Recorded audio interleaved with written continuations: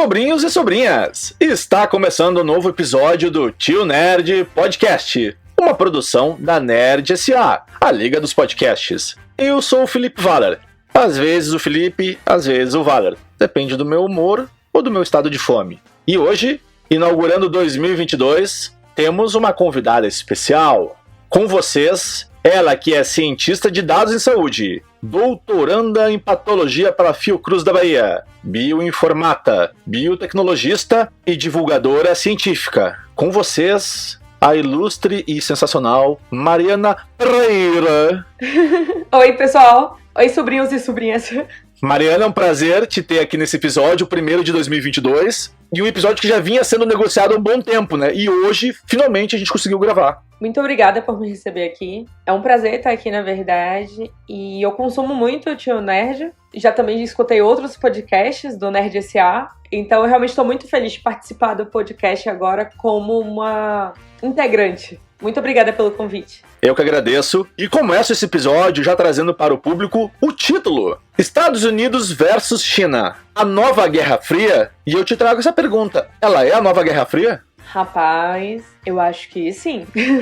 Toda essa potência, né, dos Estados Unidos e da China e toda essa questão da tecnologia envolvendo elas, só que todo mundo tá fazendo as coisas meio que por baixo dos panos, configura bastante esse cenário de Guerra Fria. Estão todos um contra os outros, mas ninguém admite. Enquanto, né, Mariana, o mundo tá debatendo o 5G, nas nossas pesquisas aí, Estados Unidos e China já estão preparando o 6G. E eu vou trazer até alguns tópicos aqui para as pessoas entenderem o que vai ser esse upgrade, né? Porque vai ser algo muito mais radical em termos de liderança, assim, do mercado de tecnologia. Desenvolvedores alegam que isso vai gerar um processamento absurdo de reconhecimento de imagens, mapeamento 3D de alta definição, sensoriamento, uma integração homem-máquina. Aí eu já não sei qual é essa integração, mas, né, talvez o transhumanismo, como está se dizendo hoje em dia, novas formas de transmissão, a velocidade talvez de 100 vezes maior do que o 5G, vai reduzir o tempo de latência, né, o famoso delay, e que talvez vai abrir e consolidar o mercado de cirurgias remotas, né? Porque daí não vai ter mais esse problema da velocidade. Eu já ia falar que essa questão da interação homem-máquina que você comentou, ela está muito associada a essa questão do delay e também da precisão dos dados, da quantidade de dados, justamente relacionada a essa parte de cirurgia. Hoje em dia já são usados alguns tipos de robôs, né, durante as cirurgias, mas a gente ainda não consegue operar em tempo real. E com a velocidade que é prometida com o 6G, eu acho que isso vai ser possível. Eu li algumas matérias mostrando que sem o delay, a gente conseguiria ter uma precisão muito maior de movimentação do robô e visualização do que está acontecendo no corpo. Porque não basta só conseguir movimentar o robô, mas você precisa, principalmente nessa parte de cirurgia, fazer sucção de algum líquido, se o paciente está tendo alguma reação. E essa parte do 6G eu acho que ela vai revolucionar isso. Essa parte da interação homem-máquina na relação com a saúde. Nessa história dessa Guerra Fria, Estados Unidos versus China, tem várias matérias que apontam, né, sobre algumas leis protecionistas que os Estados Unidos aplicaram, né, e implementaram nos últimos anos, justificando de que elas servem para proteger as Américas de uma certa espionagem industrial, que eles alegam que envolve segurança pública, infraestrutura militar, recursos energéticos, agricultura e segurança. Mas aí fica a pergunta, né? Será que só um lado faria isso? Eu ia te perguntar isso exatamente da forma que você perguntou. Eles alegam isso, mas será que eles não estão fazendo isso com os outros? Será que isso justamente não é para barrar o crescimento da tecnologia na China? Porque espionar por espionar, a gente sabe que os Estados Unidos também têm um histórico de espionagem de outros países, né?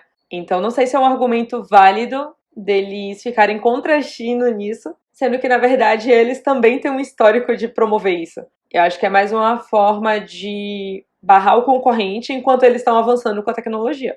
Mas aí não sei o que você acha, Felipe. Cada lado vai usar uma estratégia, seja difamação, manipulação midiática, porque a gente está falando de cifras absolutamente gigantescas. E até eu vou te apresentar aqui uma informação deixa de uma maneira mais visual o que a gente está falando. Nessa guerra comercial aí, o valor de mercado das empresas de tecnologia como porcentagem do PIB 2020 e 2021 nos Estados Unidos aumentou de 48% 10% para 70%. E a China hoje teve um acréscimo de 25% para 30%.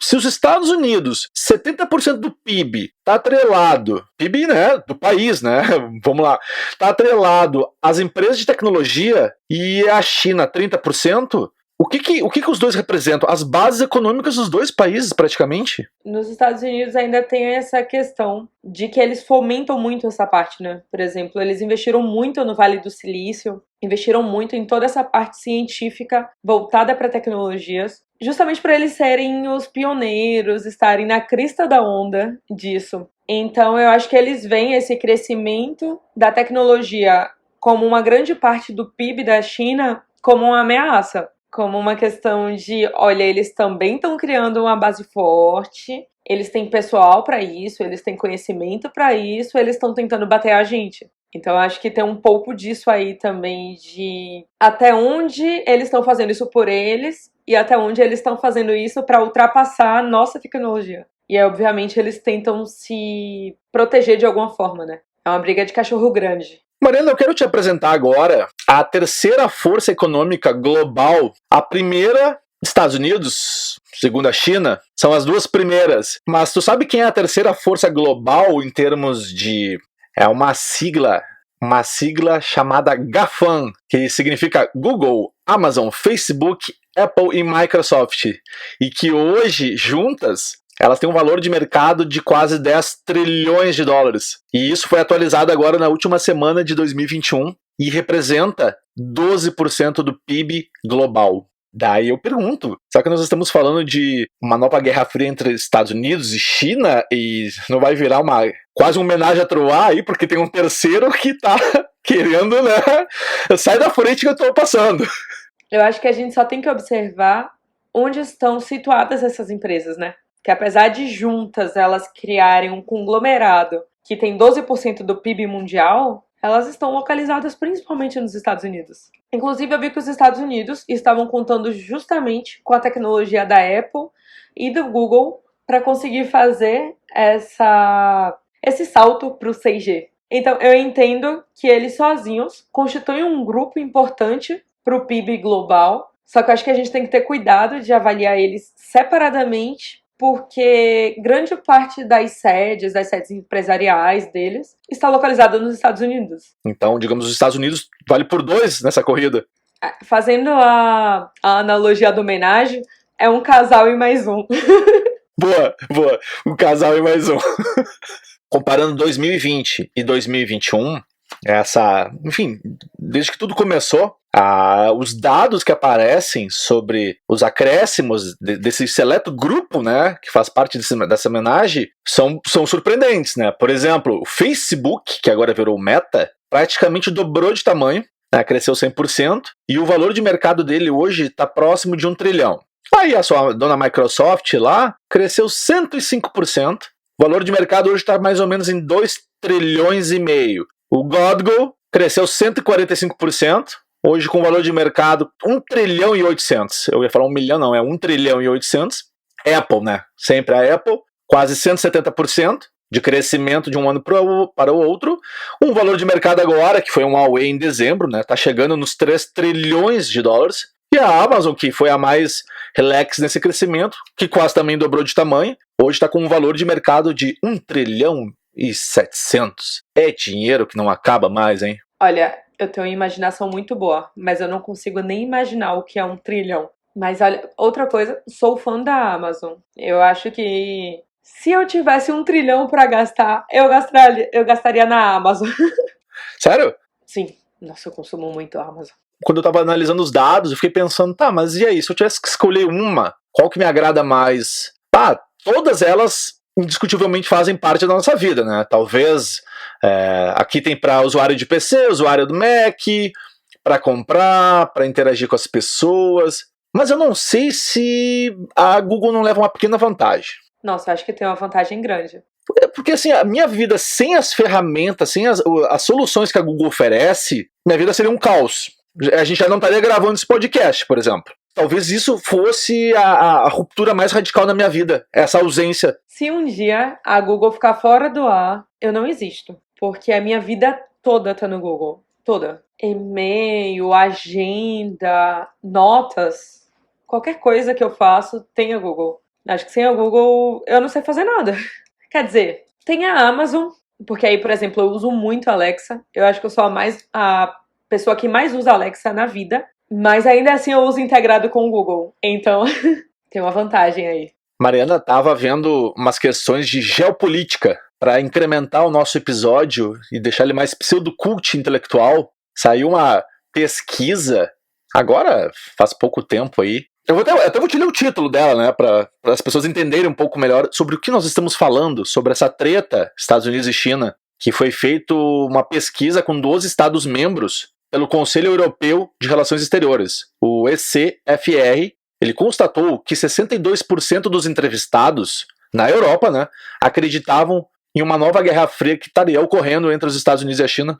Nossa, me surpreende a quantidade de pessoas conscientes disso. 62% é muita gente, né? Eu acho curioso as pessoas terem a consciência dessa Guerra Fria, principalmente relacionada à tecnologia. Porque no cenário que eu vejo aqui no Brasil, assim, eu não sei nem se as pessoas sabem que o 5G tá aí, tentando ser implementado. Então eu acho bem curioso ter toda essa gama de pessoas que estão por dentro do assunto e que têm a sua opinião sobre a Guerra Fria. Interessante. E aí, para trazer a cereja do Pega Pra Capar, ao mesmo tempo agora saiu uma entrevista, foi publicado praticamente nos Estados Unidos, aqui no Brasil não vi nada, né? Que foi o seguinte: a China não vai perder se houver outra Guerra Fria, porque não é a antiga União Soviética, diz enviado da China aos Estados Unidos. Essa matéria saiu agora no dia 27 de dezembro. Qin Gang, o embaixador de Pequim nos Estados Unidos. Mas aí, olha como a matéria é meio malandra, né? Tu lê isso aqui, né? A China não vai perder se houver uma outra Guerra Fria porque não é a antiga União Soviética. Tu pensa, a treta tá lançada. Mas aí ele fala o contrário na matéria. Só que daí tu tem que ler até o final. Que ele disse, de onde poderia vir uma nova Guerra Fria? Porque as pessoas sentem que a Guerra Fria está voltando. Porque algumas pessoas nos Estados Unidos têm uma mentalidade da Guerra Fria e consideram a China como a antiga União Soviética. Mas a China não é a União Soviética. Os Estados Unidos são o maior parceiro comercial da China e a China é o terceiro maior parceiro comercial dos Estados Unidos, atrás apenas do Canadá e do México, seus dois vizinhos. O volume comercial deste ano certamente ultrapassará 700 bilhões de dólares. Aí tu vê que o título da matéria, se tu for te apegar nisso, né, como uma maioria faz, te induz, olha só, tá tendo uma treta. Mas depois ele argumenta que não, que essa mentalidade que teve lá 30, 40, 50 anos atrás não é a presente, que agora essa questão econômica é muito mais importante porque um depende do outro. E aí, você acha que ele tá tentando desviar o foco ou que realmente é isso? China depende de mercado, os Estados Unidos tem um mercado fortíssimo de consumo, né? Tanto que praticamente tudo que os americanos consomem vem da China, mas também a China depende, né, digamos, dessa expertise, dessa tecnologia, dessa inovação que os americanos têm no DNA. Eles precisam ter um approach econômico. O problema é sempre aquela história, né? Ninguém quer perder nessa matemática. Eu entendo essa parte da associação entre eles, um precisa muito do outro. Sabe, por exemplo, quando a pessoa briga sozinha com você? Que você não tá nem aí e a pessoa tá brigando com você, a pessoa tá achando que você tá achando isso e aquilo. Eu acho que pode ir por esse caminho. Assim, pelo menos a visão que a pessoa que tá de fora tem, que não é do governo mesmo. Os Estados Unidos estavam tão acostumados a sempre atacar o outro, a sempre ter essa questão de tentar limitar o outro com alguma lei, com algum acordo internacional, que talvez a China ainda não tenha assumido isso. Assumido assim, a China tá tranquila quanto a isso, e pelo menos a visão que os Estados Unidos passa é que eles estão atacando. Isso muito de estar brigando sozinho. Estão com receio, estão atacando, mas a China tá tranquila, não tá atacando de volta. Tá assim, não, eu entendo que eu preciso de você, eu tô fazendo o meu, me deixe quietinha, e os Estados Unidos estão, não, peraí, quietinho não, porque daqui a pouco você me passa. Então acho que pode ir um pouco por aí, mas é inegável hoje que o mundo todo precisa da China, na verdade, assim como o mundo todo precisa dos Estados Unidos. E ambos precisam do mundo todo, porque não adianta nada a China produzir tudo que produz e as pessoas não consumirem.